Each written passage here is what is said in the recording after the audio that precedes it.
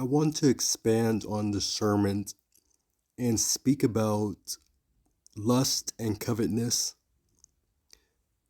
Lust being, I believe, more so the sexual longing or desire for certain things, but covetousness or to covet, meaning to have a desire or longing for something that is not specifically yours or meant to be yours. And it goes synonymously, I guess. But these are two big things when you are trying to lead a better life. You want to monitor because it leads you to attachment and you begin to ignite certain energies and desires that will make negative demonological imprints, if you may. And it really comes with experience when you think about the specific degrees of malevolent entities or presence that may attach to certain objects or energies or desires. You kind of have to feel it for yourself. Being a human, there's certain things that when you're born, it just feels natural to you. I wish, and I'm sure other people wish, that there's certain things that will make the world better, would be natural, and would be automatically something that people follow naturally. But for the people, you may be listening, myself or other people, I believe it's our call to make these things known so we can get the world to a better place. I'm not sure how things will unfurl on the development of enlightenment and knowledge, but we have to get this information out there so we can be ready and stand affirmed when we are tested and challenged, maybe adversely. But we have to be ready to stand up for our rights and stand up for our freedom and create a new world and a new meta. So when you're staying strong, especially as a man and even for a woman, lust is something to beware and to be vigilant and monitor. I think lust for women and men, but especially covetousness for men. Right? We have to analyze both of these things. And like I said in my other video, if you need more practical energetic alignment on what this is about, look at the other video. Personally, I settled upon the fact that I believe we must obtain higher alignment, better energy, better emotion, and with that comes specific sort of roles and alignment and entities that we align ourselves with to get to those places of emotion, feeling, and frequency. So there's certain things that you do to get yourself to that specific destiny and designation of feeling that specific way, right? You have to understand that you have to do certain things to get specific feelings. Like it is said, when you want to make a drastic approach to a new environment, mentally and spiritually, you let go of what doesn't serve, or you do something that energetically serves and aligns. And lust and covetousness are things that really can get you attached to some darkness and negativity, you know? And one of its biggest strongholds, I believe, are the media you watch, the things you listen to, pornography, the types of communities that you will be around. People will be using sexual innuendos and these very sexual, inappropriate jokes, right? And you see that is something that is prevalent in online communities, that there are a lot of these sexual innuendos, inappropriate jokes. I stopped using certain platforms. I really don't use much of my phone to get carnal carnal satisfaction, right? I'm trying to erase that from my life. You know, in my living situation, you know, with the people in my house, I make some sacrifices to view what they may be watching, you know, even though I know the people I stay with don't view things that are highly inappropriate. And if it is to an extent, I'll remove myself and do something or come back at a different time, you know. Um, but for the most part, it's decent material. In your in alignment and in your energy, you have to understand what's going to move you to the next vibration. And it really comes down to the the energy and the asceticism that we kind of view and acknowledge from the past. We looked at these people as philosophers, scribes, ascetics,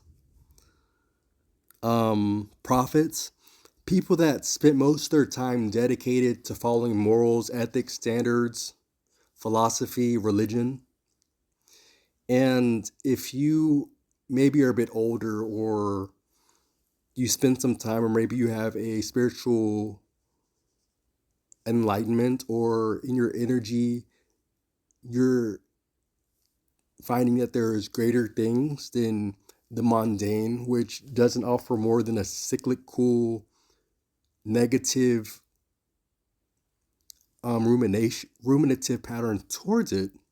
Most of these things that people are doing, it is ruminative, it is cyclical, meaning that it just goes around constantly and doesn't get you to a better destination, right? There is fruit and there is power to be had in in in alignment and having a frequency of energetic vibrance, right? There's getting somewhere, and there is a all sovereign God in that, right? We live in one timeline, right? One big scheme of just a universe that expands, but it being all con all perceived and conceived within one vision or one viewpoint, right? A lot of people look at the oneness or believe that we are one. And I believe that there is a sovereign God and a sovereign alignment that presides over that, and that works with these spiritual, scientific frequencies that people focus on, right? These different sort of principles or laws that people get, right? When you view certain, when you have desires that you have, this being or this God is able to supply to you certain things based upon these certain techniques that you do, because they unlock things based upon your work and your craftsmanship to do those things, right? You go and you unlock these, you unlock techniques and gifts that are given and that you acquire, right? Kind of like video games. More so, these would be, I guess, the MMORPGs or RPG, more types of video games, right? More so the quest and the lifestyle of a of someone that does that journeys, right?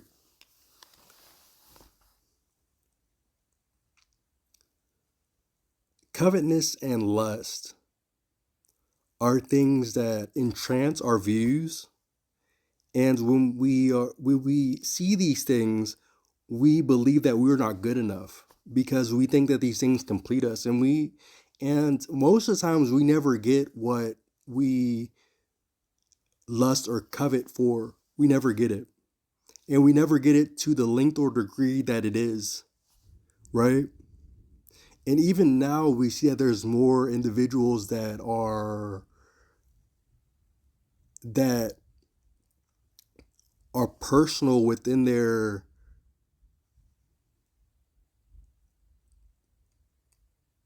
relationship status of being single, or more not as fluent in these different sexual promiscuities that the former generation may have had, right? Or people that are a bit older than some of the ones that are in their mid 20s to late 20s or early and so on 30s, stuff like that. You know, we see that people are more to themselves and um, have time to in their mind to process things and to think about things, that people are a lot in online internet communities, and we see that there's a personal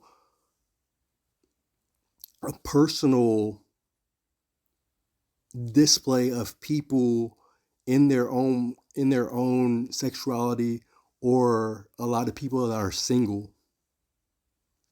And I think it just comes with a shift of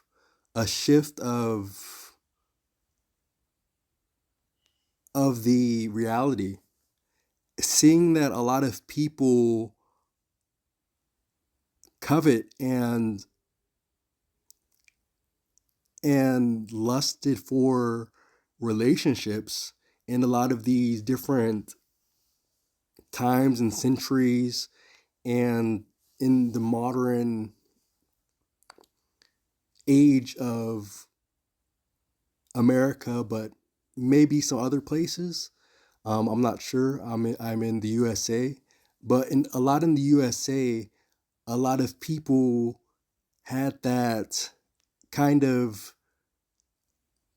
environmental display of relationship, marriage, children, these things being something that they were coveting or desiring or attached to at a young age, right?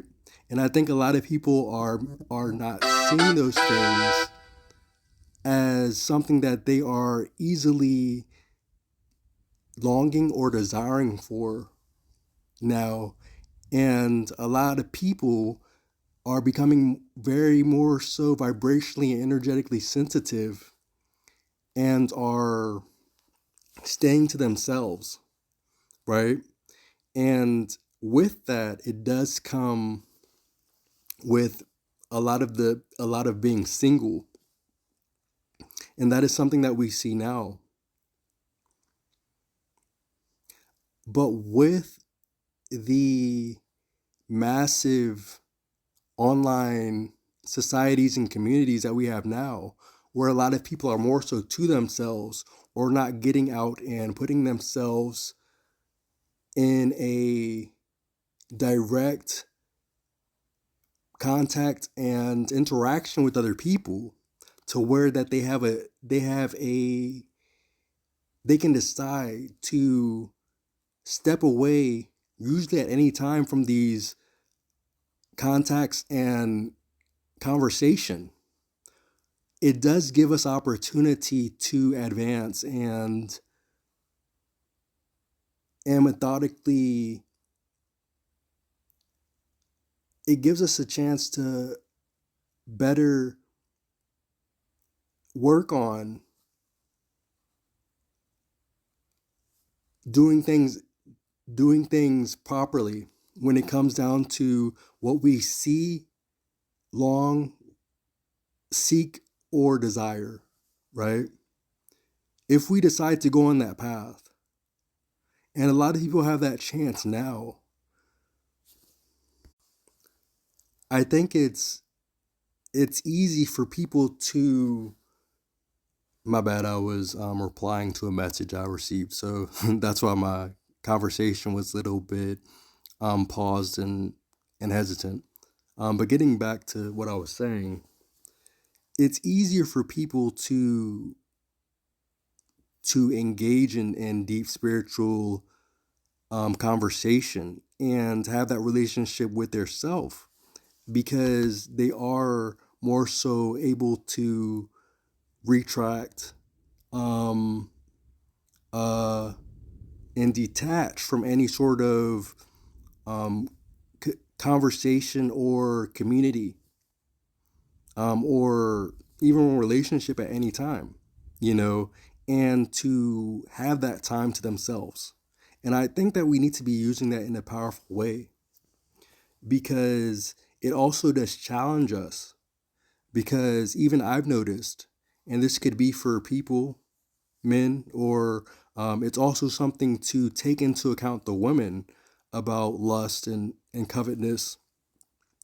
But having idle moments, especially with there being a bigger community of people, they'll live with their families, or they'll have an environment where it's laid back, right?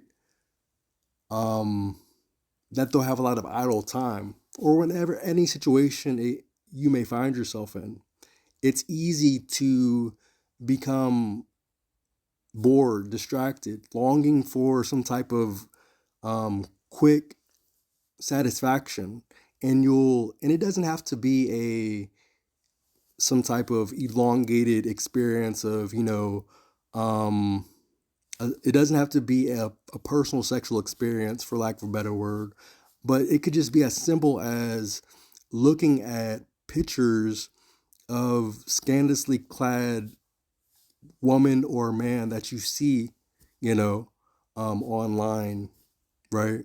Depending on what gender you are, you know, um, you'll look at images that give you a little piece of satisfaction, and you feel somewhere that doesn't resonate with taking you to that next level, right? It's something that doesn't serve, and I think everyone sees that, and that's what makes covetousness and lust so powerful in this age, is that you have a lot of blind societies raising children. And I remember, and I was thinking about this earlier, one of the things that I wish I experienced when I was younger was that I would not have went to a public school or had so much public schools or had so much interaction outside the household, and that being meaningful or maybe a little bit more determining of how I felt of what I wanted to live um, or covet for or gain um, in in my former years, right?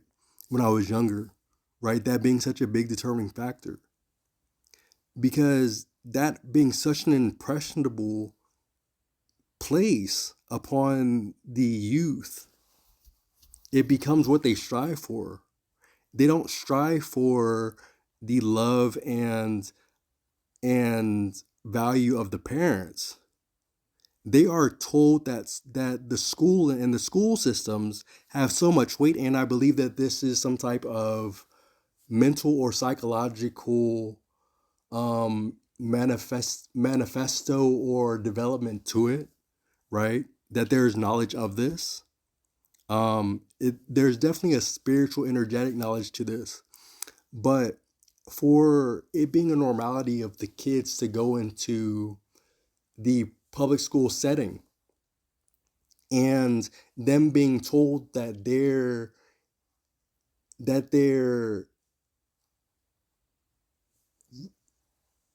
reality and their alignment is is foundational on how they do in these settings, they decide that that is more important than their parental connection and relationship, right? And I'm just kind of thinking about some of the things I subconsciously felt. I felt that, you know, I felt that the schooling area was a really important part, right?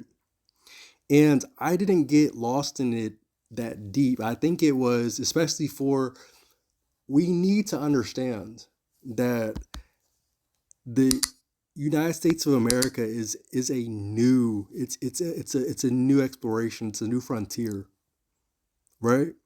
I know that people get the interpretation and the delusion that the United States has been here for thousands of years, but that is not the case, right? I believe the inception of the governmental and the establishment of laws was enacted. You know, the governance of this nation, the United States of America, began in 1776. So that's not a long time. Don't believe the delusion and what seems to be the widely accepted delusion and facade that this has been the way it's been for thousands of years. That is not the case. And that is a good thing because there are a lot of things that do not last a while. And I pray that we can create a better establishment from what's going on. That it seems that this is a part of a nightmare, right? I do not believe, and it didn't seem to be that way of just a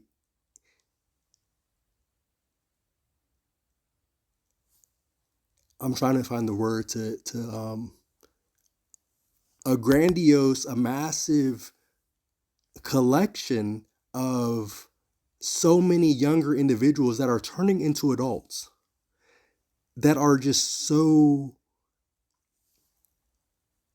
ethically, morally, um, the standards, the principles are just so questionable, right? And it's a new thing, and I know it's not that it's totally the public schooling's fault, right? It does also take contribution. You know, it was the lack of knowing the difference on things to make. I mean, on decisions to make. It does come from the initiations and the ignition of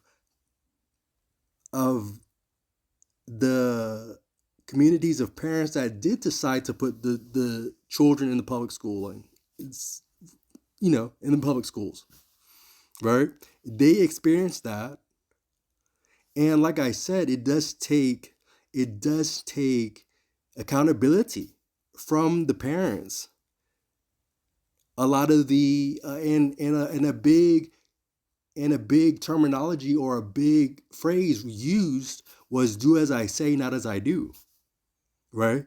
We had a lot of parents that were basically in the same sort of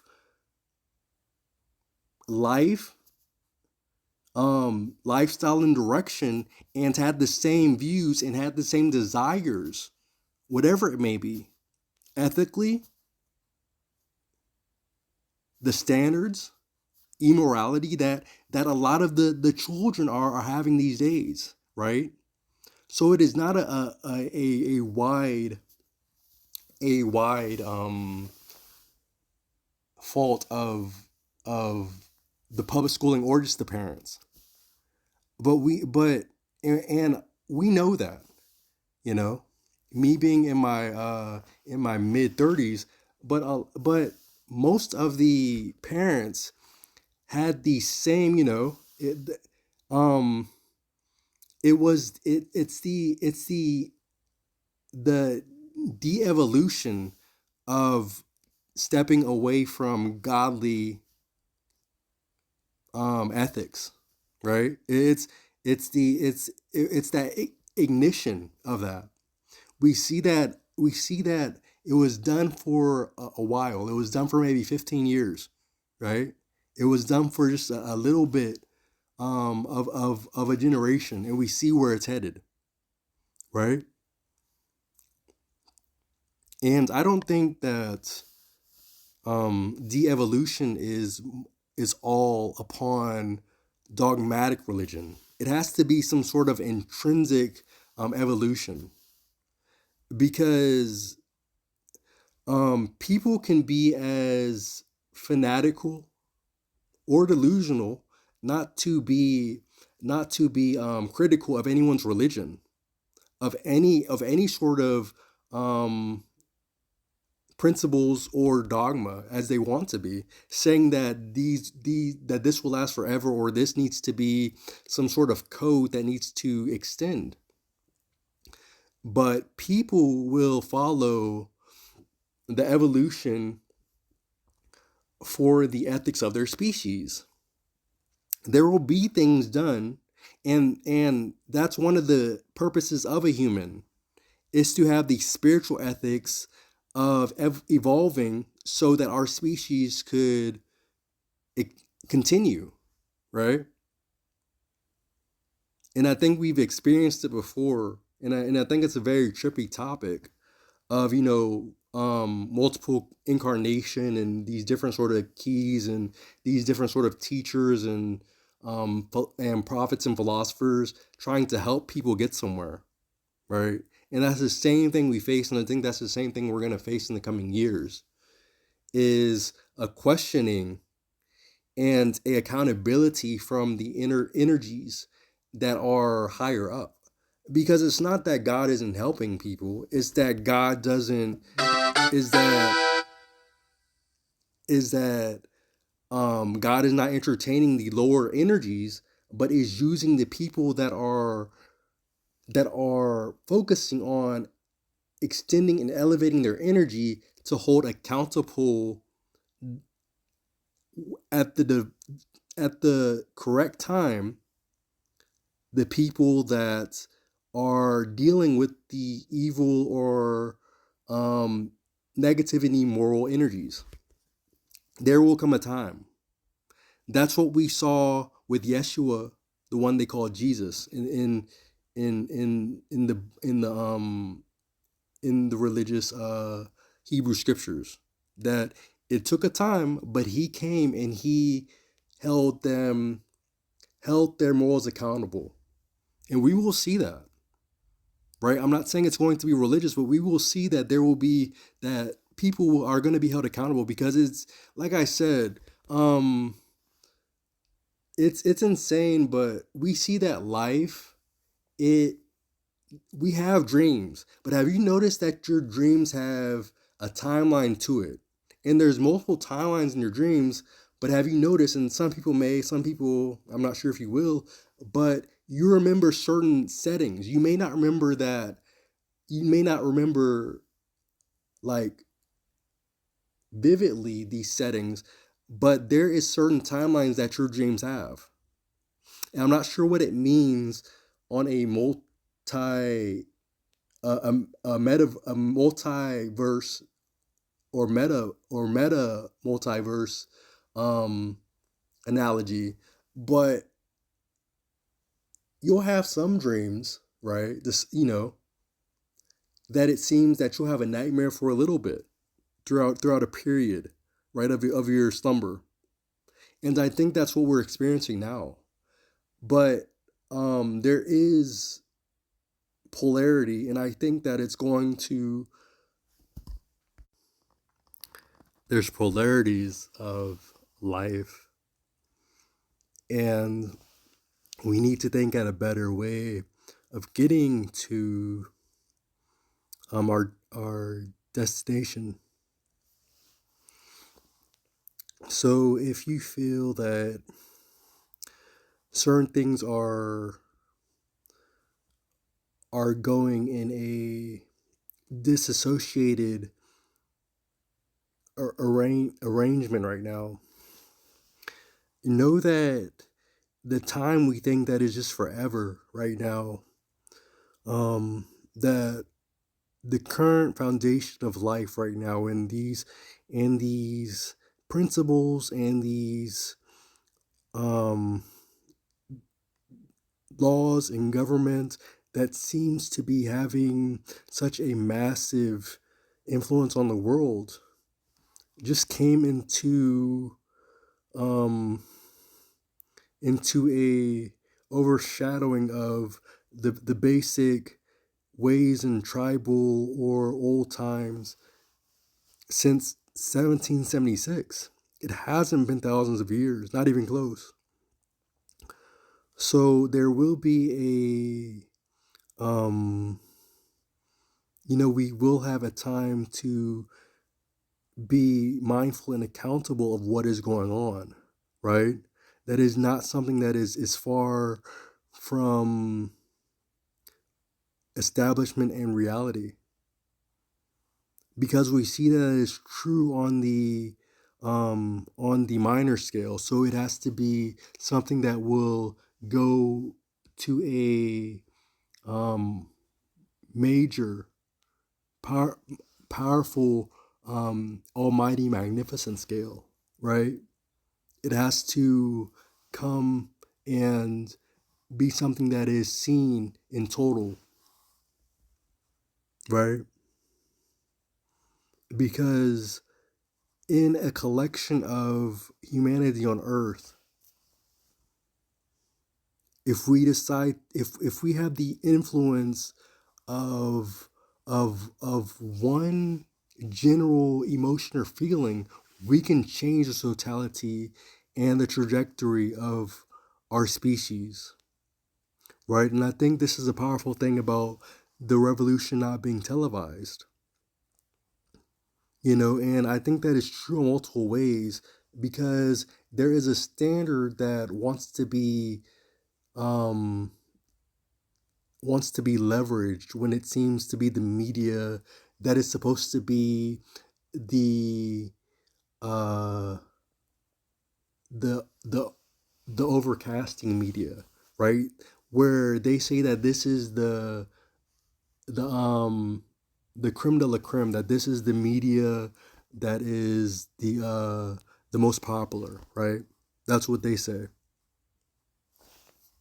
They keep a specific sort of leverage on that, right? And this is this is the reason why in my personal time, outside of just spending some moments with the ones, my family, I don't watch media that is manufactured by the governing elite, right? And I know that when it comes to things that they're putting governance on, and they have these establishments and foundations about their companies and these things that um, give give governance and that give currency and establishment to the United States and to things as a total, and they and um, there's laws protecting that, and that there's special interest in that, excuse me, I don't watch that, right? I like the self the self projecting media, people that are having their own views and creating a wave with that. And most of the channels that I watch do not have millions of subscribers, right? I think that the things that are creating um, the correct wave for life are the things that don't have much attention to them in these big ways that, right, you'll see these accounts just have millions of followers and subscribers to them, because when you see that there's all these people flocking to these accounts, don't covet that, don't lust for that. These are basic, minimal, weak feelings and emotions of the human flesh that are being flocked to these things. That's why it's so simple for these accounts to gain these millions and maybe billions of subscribers and followers, because in the evil negativity of the flesh, these are carnal things that the demonic self, the ego, goes to. These are simple fulfillments, right?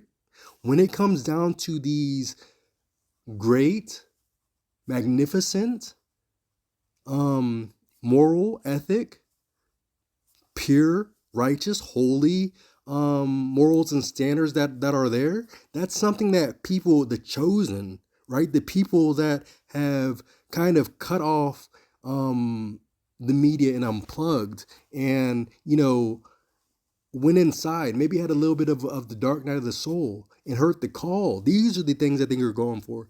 These are the people that will judge when it comes down to the latter times of our chapter, right? Because I believe that the Hebrew scriptures are only pointing towards a chapter of reality. We have so much more to go, but it's so important to be right. You think about these things said in these Hebrew scriptures, right? The words of Christ are saying, in the books of Revelation, um, different things said. The first will be the last, and the last will be the first. Meaning that those that were treated in a way unfair on this earth and were made to be picked on, made to feel ashamed or small, these are the people that are going to gain the leverage when it comes down to there being judgment on the earth, right? And just to finish my thought on the revolution will not be televised. It's something that we need to focus on, because the things that are gaining, that have the most impact, are the things that are not being shown on the media. And I see it a lot. When people show things on the media, it creates a lot of divisiveness. It creates a lot of impulsive carnality, right? It's covetousness, it's lust, it's an egocentric, uh demonic overcast, right? It's the wolves in sheep clothing, right? They're not saying that they're working demonically. They're not saying that outrightly, because they're not proclaiming and um giving label to a righteous or immoral entity, right? They're not saying that there's a enemy or a lord, right? They're not saying that there's the good or evil side, and they're not saying that um there is a a divinity to that. They're not saying that. So that's why it's easy for them to go in all these different ways and all these different sort of um, variable dimensions of going to so much extremes on how high on maybe they'll have some wholesome things, but then they'll take things way to a minimal uh low low point, right? They'll go low with certain things. Maybe some things will be live, and they'll, even though it'll be scripted. Keep that in mind. They script these things. And like I said in the first discernment video, there is a type of psychological and mental gain in these things. Just how people use money to to um to create some type of foundation, or establish how they feel about their physical carnal body. It's the same way these governments are doing it. And it doesn't take these deep um, conspiracy or demonological uh, um, documents and files to come up with that. That's natural because we see that we are not money. We are essence, right? So that's the facade. So I'm gonna come to a close in this audio recording. If you have things that you do on the side while you listen to these, that's something that you can do. I way prefer that than other ways of creating the media. Right? It's just easier, and it's just more fluent. Um, in closing, I did want to sum up a little bit about the revolution not being televised, which was a popular saying, I guess, in the 90s, and kind of in a bit of the more present generations, maybe a bit more older, or in their late 20s, right? We have to create the motivation to be to create the life that is going to be the best for us. Because honestly, there is, and I think that's a big thing, that there's not that many um, new individuals coming onto this planet, because there really is no point, right? We have so much negativity, destitution, and immorality. There is no point in bringing, you know, children into this planet, especially on a massive level, right? There was increased um bursts and booms, and now we're here. We have to take leverage and accountability and get things there. And a lot of the things that we are doing and are focusing on is not televised, right? We've picked a side. um I'm not sure what side you're on. If you're for getting things more so in the holy righteousness, trying to get to a better place, because like I said, having the deep feelings, that people want, the things that people come here and say what dreams are made of, those are found in divinity, what people think of as God, right? And like I said in the last video, people have these little uh there's glimpses of kind of fabricated and delusional um uh positivity, right? These things where it seems that people are just unrealistically in these emotions. but what we're really looking for, and stepping away from the negativity and destitution that's found in divinity, what we call God. Have a blessed one. Thank you.